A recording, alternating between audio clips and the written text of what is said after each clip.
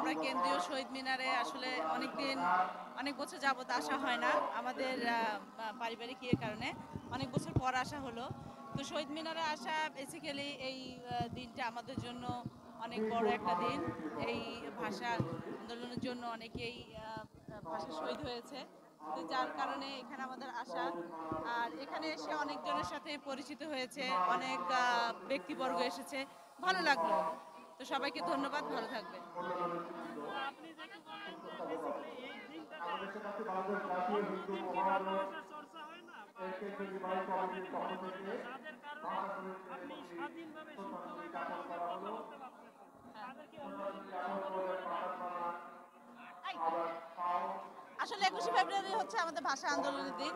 এই দিন অনেক আমাদের ভাইরা রক্ত দিয়েছে, তাদের প্রাণের বিনিময়ে কিন্তু এই দিনটা, যার কারণে এই দিনটাকেই আমরা বেছে নিয়েছি, এই জন্যই আসা। তো আমরা দেখতে পাচ্ছি যে বাংলা ভাষাটাকে অনেক বিকৃত করা হচ্ছে এবং বাংলাদেশে অপসংস্কৃতি ঢুকে গেছে, বাংলা চর্চা তেমন একটা হচ্ছে না। হচ্ছে না। তো এখন আপনি এই বিষয়টা একজন গার্জিয়ান হিসাবে বা একজন অভিভাবক হিসেবে কিভাবে দেখতেছেন এবং পরবর্তী ভবিষ্যতের জন্য আপনার দিক নির্দেশনা কি? আচ্ছা, ধন্যবাদ।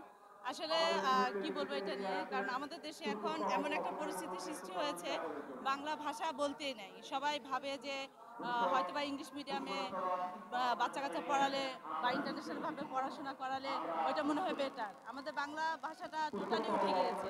তা আমি চিন্তা করব যে আমাদের দেশে আমাদের ভাষাটাই যেন থাকে, আমাদের ভাষাটা যেন সর্বোপরি সব জায়গায় যেন আমাদের ভাষায় কথা বলা, এবং অফিস আদালতে স্কুলে যেন আমাদের ভাষাটা নিয়ে কথা বলা হয়, এটাই যেন সবাই করে, এটাই আমার চাওয়া।